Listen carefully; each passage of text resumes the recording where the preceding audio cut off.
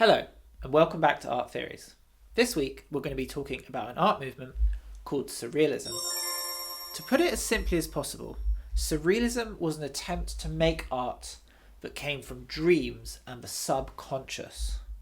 It was without a doubt the biggest art movement in the Western world of the 1930s, and its influence on both art and culture can still be felt today. In my opinion, Surrealism was a very interesting art movement with some incredible artists and some unreal artworks. But at the same time, some of the key players were a little bit on the problematic side. And as art history has a tendency to do, the white male artists of Surrealism have been vastly overrepresented, and everyone else has been underrepresented. So in this video, we will learn about European Surrealism, and I'll do my best to highlight some of the problematic behaviour of its members, but I'm going to argue that Surrealism was much more than just a few European white dudes living in Paris. I'm going to argue that Surrealism was a global movement practiced by people all over the world. If you want to understand art and culture today, then it's really important to have a grasp on the history of Surrealism. Now, this is because Surrealism as a movement may have ended, but Surrealism never went away. It went mainstream. It bled into wider culture. Let me give you some examples. Every day, I get targeted adverts from a cereal company called Surreal. The car makers Volkswagen made adverts inspired by the work of Salvador Dali and René Magritte, advertising their absurdly efficient cars. I recently reviewed a book called Poor Artists by the White Pube, and in my review I argued that one of the key themes of the book was Surrealism. In 2024, the rapper A$AP Rocky released a single called Taylor Swift. It's a banging song, but do you know what's even better is the music video, which is a work of pure surrealism. In fact, surrealism is so common in film and TV that we barely even notice it. I'm going to put some examples of really good films that contain surrealism on the screen now, but the screen's not big enough. I couldn't possibly put them all here.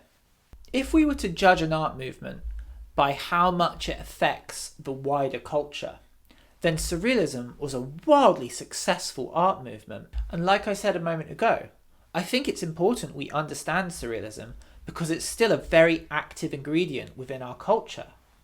So pop the kettle on, sit back and lock in as we learn about Surrealism.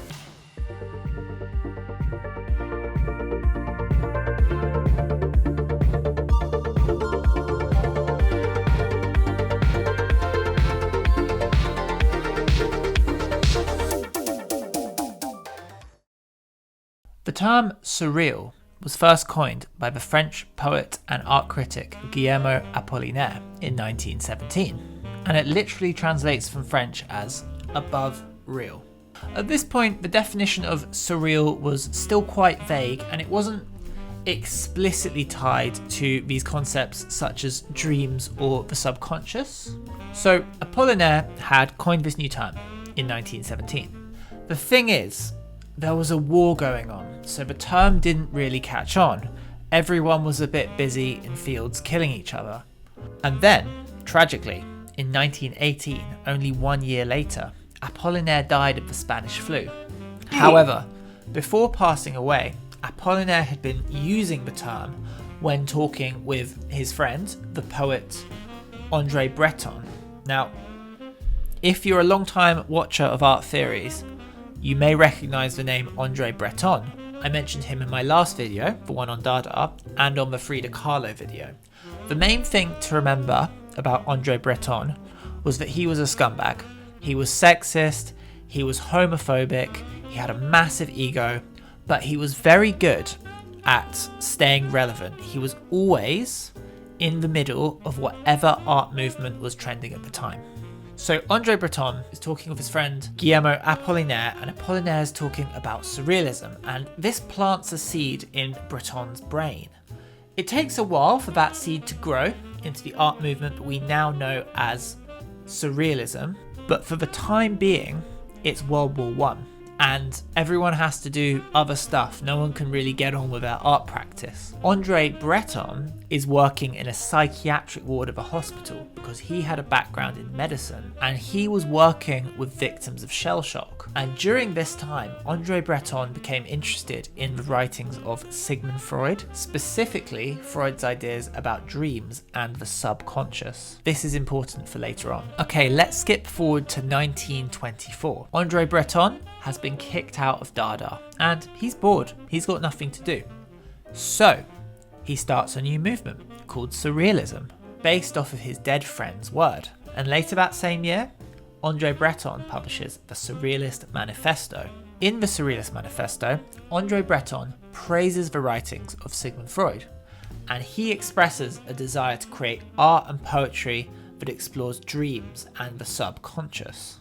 Publishing the Surrealist Manifesto was a smart career move for Andre Breton because there were a number of poets and painters already exploring these themes, and by publishing the manifesto, he cemented his place as the leader of this group.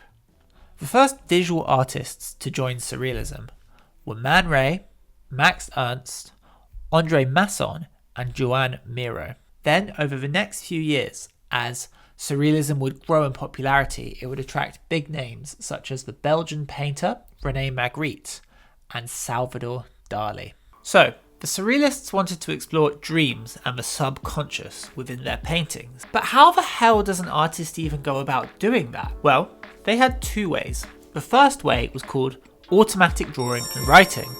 This is where an artist either draws or writes in an automatic way, like in a flow state. So they're not consciously thinking about the artwork they're producing. They're just kind of trying to do it without consciously thinking.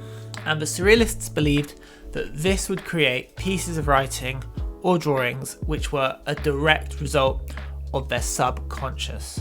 The most prominent example of a Surrealist artist who used automatic drawing was Joan Miro. I love Miro's paintings. I actually think he was possibly the purest Surrealist. And what I mean by that is I always have a feeling with other Surrealists that they could have been consciously creating images designed to look like they came from their subconscious. But with Miro, you just kind of know that he was tapped in. This was coming out from somewhere back here. The second way that artists would express their subconscious through their art was with something called dream paintings. Now this is what it says on the tin. Dream painting can be traced back to an Italian artist called Giorgio de Chirico. De Chirico was not a Surrealist, and he made most of his paintings in 1910, before Surrealism was even a thing. But the Surrealists adored his work. He had this amazing ability to create these eerie, dreamlike paintings where he would create these kind of wide open, empty cityscapes with weird juxtapositions of objects that probably shouldn't go next to each other and quite intense lighting. And this recipe was something that a lot of future Surrealists would use to create their dream paintings.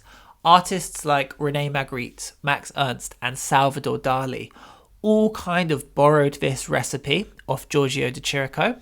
So let's talk about Salvador Dali in a bit more detail. I mean, I am just like him.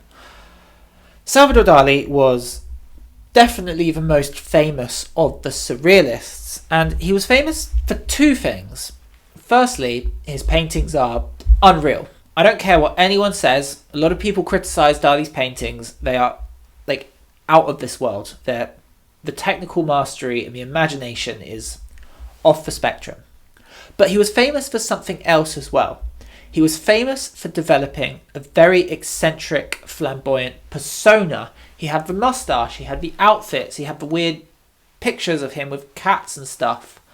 And this was actually pretty groundbreaking for the time.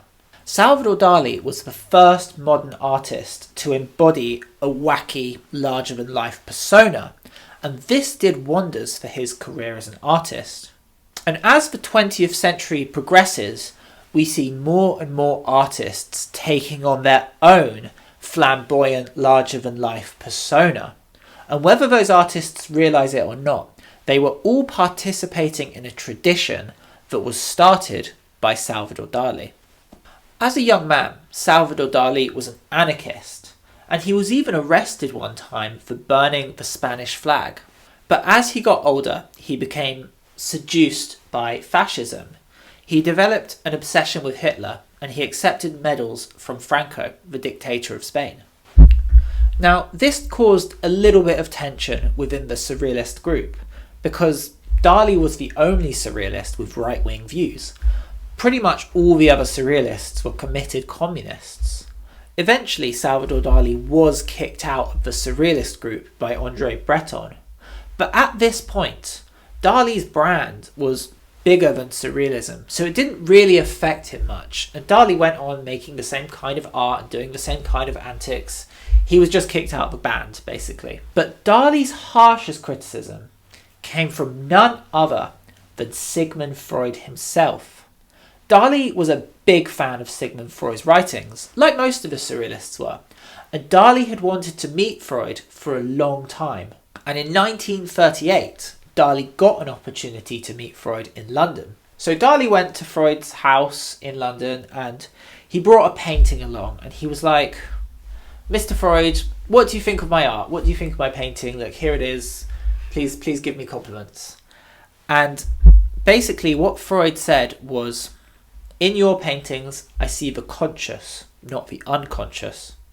Now, this was actually a big diss, because Salvador Dali's whole thing was that these images were coming from his subconscious. He was channeling these images out of his brain. And Freud's saying, no, you've consciously made something to look like it's come from your subconscious.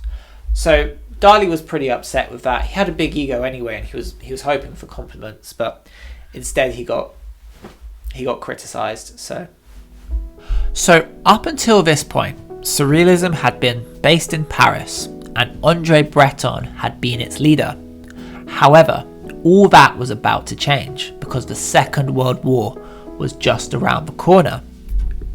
As the Nazis invaded France, the majority of Surrealists had to flee Paris, and most of them ended up in Mexico or the United States. This is why World War II marks the end of Surrealism as a unified group led by André Breton. However, most of these artists continued to make art which engaged with Surrealist themes. They just weren't a unified group who were all kind of in communication with each other anymore. They were in different places, doing their own thing. You may have noticed that so far I've only talked about white male artists. This is because the Paris-based Dada movement was very white and male, and allegedly heterosexual. André Breton had a reputation for being both sexist and homophobic. This may have had something to do with the lack of diversity within his art movement. Sex was a big theme in Surrealist painting, and one of the main criticisms which was levied against the Surrealists was that they only ever explored sex from a white male heterosexual perspective. This is a very valid criticism. Once again, it doesn't take a detective to work out that the apple was rotten to the core. André Breton only allowed certain kinds of people into the group, and that meant the group only represented certain views. Makes sense? I think it does. However, what I'm going to argue for the rest of this video is that Surrealism was much more than the movement based in Paris led by André Breton. Surrealism was actually a global movement. It was something that was happening all around the world in the 1920s and 1930s. And art history has merely overrepresented the Paris-based Surrealists and has underrepresented basically everyone else. But before we go on, please consider supporting me on Patreon. These videos take ages to make. They take loads and loads of research, lots of writing, and lots of hours of my time. That's okay, because I love making these videos, but I need your help. If you can pledge $5 or £4.50 a month, you can help me to keep making art educational content that's on the internet for anyone to watch for free. Obviously, if you can't afford it right now, that's completely fine. But if you do have a little bit of spare money and you do appreciate my content, I would be forever grateful if you became a patron. By becoming a patron, you get access to exclusive content. And yeah, you just be a legend and I'll love you forever. So yeah, think about it. Anyway, thank you very much. Back to the video. One exception to the white male hegemony of the Paris Surrealists was Merit Oppenheim. Originally from Berlin, she moved to Paris aged 18 to pursue a career as an artist. When in Paris, she befriended Marcel Duchamp and multiple members of the Surrealist movement. Interestingly, her work is classified as being both surrealist and conceptual. Oppenheim was very interested in the writings of Carl Jung, and this inspired her to record and study her dreams. Her most famous artwork is called Object, Breakfast in Fur, and this is arguably one of the most famous surrealist sculptures of all time. The other potential most famous surrealist object would be Dali's lobster telephone. The art critic Robert Hughes described this sculpture as a monument to lesbian sex. I don't know if that was the artist's intention or if that was projected onto her work. Before leaving Paris, I just want to give an honourable mention to Louise Bourgeois. Louise Bourgeois was active in the Paris art scene of the 1930s, and her art certainly explored themes such as the subconscious and dreams. But she didn't have much to do with the surrealist group, as in like the surrealist, the people doing surrealism, other than her. So, did she identify as a surrealist? I'm not too sure, to be honest. It says she's a surrealist on Wikipedia, but I don't know. Another artist who was underappreciated by the surrealist group was Leonora Carrington. In her early 20s, Carrington had a passionate love affair with the older surrealist painter Max Ernst. This was fun for a while, but eventually she became frustrated because Max Ernst was portrayed as the genius artist and she was the young muse, and she wanted to be respected as an artist in her own right. So eventually she got fed up, and when World War II came along, she fled to Mexico, where she spent the majority of her life. And despite being a posh English lady, by the end of her life, Carrington was celebrated in Mexico as a national hero. Carrington used to brag that she'd never read the Surrealist Manifesto, which to me was like, it was her way of not letting Andre Breton define what surrealism is or what surrealism meant to her. She could do surrealism in her own way. She didn't need their permission, she didn't need their ideas, she had her own thing going on, and fair play. Here's my favourite painting by Carrington. I love the dragon. This painting just hits. Love it. Whilst in Mexico, Leonora Carrington befriended the one and only Frida Kahlo. Frida Kahlo was a titan of 20th century painting, but was she a surrealist? In the late 1930s, Frida Kahlo was blowing up. Her reputation was getting bigger and bigger, and in 1938 she had a very successful exhibition in New York City. Now, Andre Breton, always weaseling his way into everything that was happening, he went to this exhibition and he was very impressed. And he declared that Frida Kahlo was an intuitive surrealist, that she didn't even realise it, but that she was a surrealist without knowing she was a surrealist. Anyway, Frida Kahlo was quite flattered. Andre Breton was a big deal, and she was a young upcoming artist, so she didn't really deny the claim that she was a surrealist then and there. But by the 1940s, when she got to know Andre Breton a bit better and realised she despised him, she declared once and for all that she was not a surrealist. Another Latinx artist who was associated with surrealism was Wilfredo Lam. Wilfredo Lam was a Cuban painter who combined elements of Cubism, Surrealism, and Afro-Cuban culture. As a young man, Lam moved to Madrid in order to study painting, and then he moved to Paris in order to pursue his career as an artist. Whilst he was in Paris, he befriended the Surrealists and Pablo Picasso. However, obviously, World War II broke out, everyone had to go home. Lam went back to Cuba. 3 years after arriving back in his home country, Lam painted his most famous painting of all time. It's called The Jungle. The painting depicts figures working in a jungle of sugarcane, which in itself is slightly odd because sugarcane is normally grown in a field. But regardless, this painting is set in the jungle, and there seem to be some figures, possibly slaves, who are labouring in this jungle of sugarcane. Wilfredo Lam claimed that these figures were a direct product of his subconscious, thus linking this painting to Surrealism. There's a stylistic similarity between this painting and Pablo Picasso's Les Demoiselles d'Avignon, which I guess makes sense because Lam did befriend Picasso in Paris. But interestingly, both paintings have also been criticised for the way in which they sexualise their female subjects.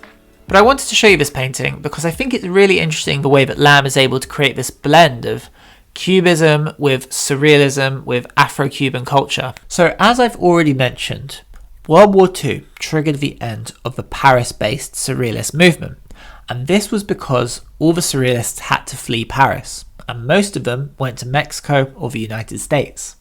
And the majority of Surrealists made their way to New York City.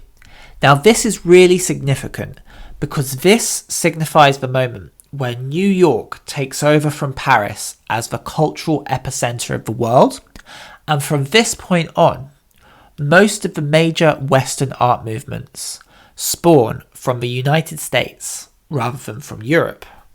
And although the majority of Surrealists came from Europe to the United States, there were a few US-born Surrealists, and strangely enough, a lot of them come from the great state of Illinois. Must have been something in the water. The first one being Dorothea Tanning, who grew up in the small rural town of Galesburg, where she said nothing happened but the wallpaper, which I think means life was slow. Tanning first encountered Surrealism in 1936 when she went to a big exhibition of European Surrealism in New York City. This triggered a deep interest in the Surrealist movement and Surrealist themes, and a few years later, in 1939, she travelled to Paris to try and meet the Surrealist painters for herself. Unfortunately for Tanning, by the time she reached Paris, most of the Surrealists had already fled Europe for the United States or Mexico. So she came back to the United States, not having met them. But eventually Tanning also settled in New York City, where she did get the chance to meet the Surrealists. Tanning's most famous painting was The Birth, which depicts her stood in a space which could be a corridor with a lot of doors and some kind of winged creature on the floor. Dorothea Tanning never explained her work, and she was quite hostile towards interviewers when they tried to ask the meaning of her work. So we have no idea what any of this symbolises or represents or might mean. I'll let you figure out what it might mean for you. Gertrude Abercrombie lived and worked in Chicago. She loved cats, and when she wasn't making Surrealist paintings, she was very involved in the Chicago jazz scene. Her paintings are kind of spooky, and they sort of remind me of the Belgian painter René Magritte's paintings, but with more cats, which can only be a good thing. And coming out of Cairo, Illinois was Ted Jones. Ted Jones was a polymath. He was a Surrealist painter, he was a poetry writer, he was a filmmaker and a jazz musician. Jones was famous for saying, "Jazz is my religion, Surrealism is my point of view." In the realm of visual art, Ted Jones was most famous for making his long-distance Exquisite Corpse. Exquisite Corpse was a Surrealist game. You probably played it as a child.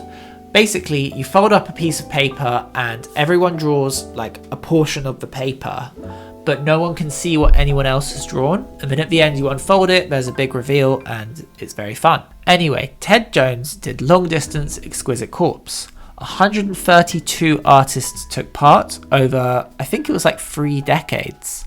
Okay, so that's all the artists I wanted to talk about from the United States. But as I said, Surrealism was a global movement. I'm not going to be able to cover everything, but let's go to a few more destinations. Starting with Japan, we have the Surrealist photographer and poet Kansuke Yamamoto. Yamamoto studied French literature at university, and it was through this that he became fascinated with Dadaism and Surrealism. His work contained anti-war sentiment, and it subtly criticised the Japanese government during a time period where it really wasn't safe to do that kind of thing. And in 1938, his poetry journal was banned by the Japanese government for being subversive. But this didn't stop him. He carried on making anti-war, anti-government art, just sort of a little bit under the radar for the rest of Japan's war years. Alongside writing poetry, Yamamoto also practiced photography, and his stated aim was to practice surrealism within photography. Yamamoto used the image of the birdcage quite a lot, and for me, I think this could have been like an analogy for a feeling of being trapped or for a lack of freedom.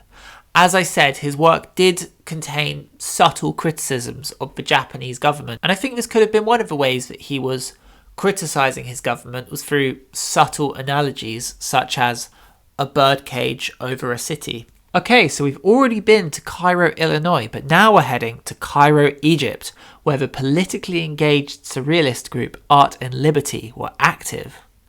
In 1938, Art and Liberty published a manifesto titled Long Live Degenerate Art. This was in reaction to Nazi Germany, who had branded all modern art as degenerate. In response to this, the Art and Liberty group adopted the term degenerate as a badge of honour. The group's founder was an Egyptian poet by the name of Georges Hénin. Hénin went to Paris to study at the prestigious Sorbonne Academy, and during his time in Paris, he befriended the Surrealists, including André Breton. Upon returning back to Cairo, he founded Art and Liberty with the explicit aim of combining Surrealism with revolutionary Marxism. The two most famous painters of the Art and Liberty group were Kamel El Telmisani and Ramses Yunet, and I do apologise if I mispronounced either of those names. I'm particularly fond of this painting called Coupe de Paton by El Telmisani. This painting depicts a cafe scene which has been raided by the police. It's a very chaotic image, but the more you look at it, the more you can see specific images of police violence or the wrecked cafe. Interestingly enough, Pablo Picasso painted Guernica the same year, and I would argue that stylistically, Coupe de Baton and Guernica have a lot in common. Okay, now we're going to go back to Mexico, this time to talk about a film. Cinema has a very rich history of surrealism, and unfortunately we just don't have time to get into it all, but I would like to talk about one film, and I've chosen this film because it made such a big impression on me when I was an art student, and so, I want to share the things that I like the most on this channel. I feel like I spend way too much time talking about things I don't like, so every now and then I do want to talk about something I do like. The year is 1973, and the Chilean filmmaker Alejandro Jodorowsky has just released The Holy Mountain, which is set to become a cult classic. It would be very difficult for me to explain the plot of this film to you, and honestly, if I tried to do that, I'd be missing the point, because The Holy Mountain is an experience rather than a narrative story. Some critics have compared watching The Holy Mountain to a spiritual experience or a psychedelic trip, and it loosely follows this alchemist who leads 12 people up a holy mountain. For some reason, I can't quite remember why they're going up the mountain. It's wonderful. The sets are incredible. The costumes are incredible. It's bizarre. I'd recommend watching it. The Holy Mountain also inspired a whole generation of creatives, including David Lynch and Kanye West. So in this video, I hope to have illustrated two things. Firstly, that Surrealism was a global movement rather than a European one. And secondly, that Surrealism is alive and well in culture today. And nowhere is that more obvious than on the internet. If you are a Gen Z, or if you are a parent to a Gen Z, chances are you've come across something called Skibbity Toilet. For the uninitiated, Skibbity Toilet is like these videos, they're like animations on the internet. They involve men's heads coming out of toilets and singing, but then there's this wider context of some sort of post-apocalyptic war going on. Well, do you remember how I said that Giorgio de Chirico initiated dream painting by creating these strange, uncanny spaces and juxtaposing objects together that don't really belong together? Well, I want to argue that Skibbity Toilet belongs to this surrealist tradition of imagery where you create an uncanny, weird kind of empty space, and then you juxtapose two objects together that don't really belong together to create this absurd and slightly humorous environment. Skibidi Toilet is just the updated version of this recipe. Also, weirdly enough, there is a Giorgio de Chirico painting where he juxtaposes the head of a Greek statue with a toilet glove. If André Breton was alive today, I have no doubt that he would have loved Skibidi Toilet. As always, thank you so much for watching all the way to the end. I appreciate you.